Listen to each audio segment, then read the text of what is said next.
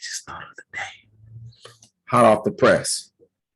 Get your pen, get your paper, pencil, notebook. Get ready, because this will be a two-part. The statement is as follows. Stop trying to hold people accountable to a standard that they have yet to be exposed to and a standard that they don't live. And stop attempting to hold people to expectations that they have not agreed to. Two-part. First part will focus on the accountability portion. The second part will give some elaboration on the agreement to the expectations. I don't want you to be upset any longer. I don't want you to be mad any longer. I don't want you to be frustrated any longer.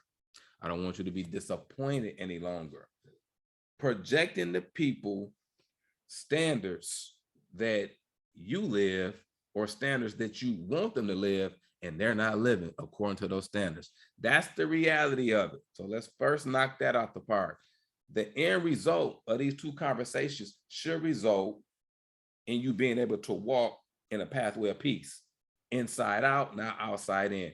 Your peace should not be determined on what people say and what people do, don't say, and don't do. Your peace should be determined on you. So I'm going to equip you, give you some tools, sharpen some tools that you already have. Let's get it started. Stop trying to hold people accountable to a standard of living that they, number one, have been yet to be exposed to, and number two, that they don't live from, because fish don't walk on the sidewalk. Fish swim.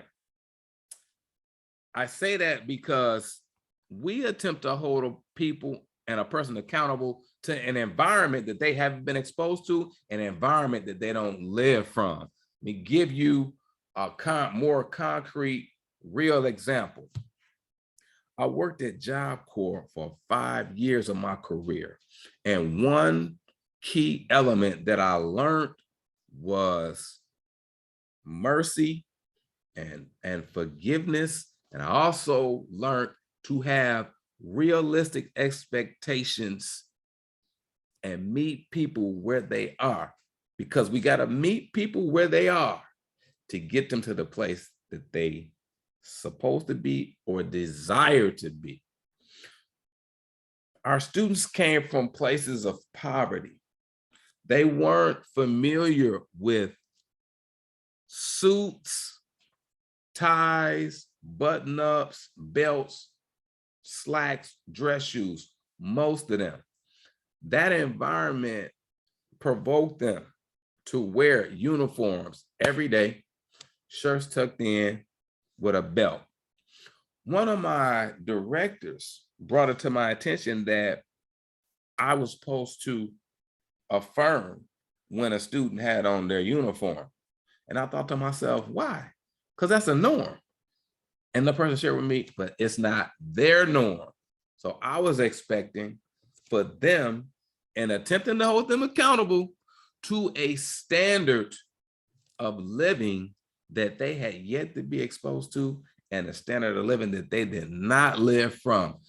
That would produce frustration, misunderstanding, stress, because you cannot, and we cannot hold individuals accountable to a standard of living. Number one, if we're not in relationship with them. Number two, if we don't interact with them on a consistent basis, we cannot hold those individuals accountable to that. We can assume, and assume will equate to us being upset, because the standard of living that people live from is based on one of the key components, is based on their story, their history, where they came from.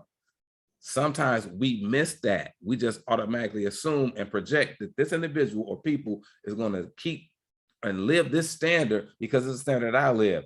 No, the proof is in the pudding. You look at the individuals that you find yourself probably the most frustrated at, and you will find that that expectation that we have can be unrealistic, because we got to be in relationship with and constant communication from a regularity standpoint. I learned that in order to hold my students accountable to that standard of living, number one, I had to communicate that to them verbally and non-verbally. Secondly, I had to give enough patience because people's learning curves are different. Thirdly, I had to demonstrate the standard of living on a consistent basis where they can see that this is not what I do. This is how I live. Then that environment, because they were around me in a classroom environment on a consistent basis, eventually they got it. And they may have not got it outside of that classroom or outside of that center, but they got it when they found themselves in relationship with me. Stop attempting to hold people accountable to a standard of living that they have been exposed to. They've been exposed to different.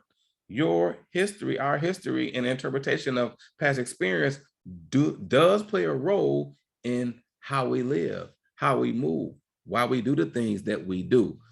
Give people a space of grace, because as you give people a space of grace, you also give yourself that same space of grace. Part 2, expectations. Holding people accountable to expectations that they haven't agreed to.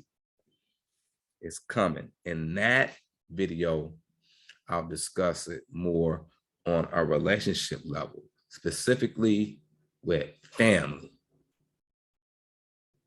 Coming to a theater near you.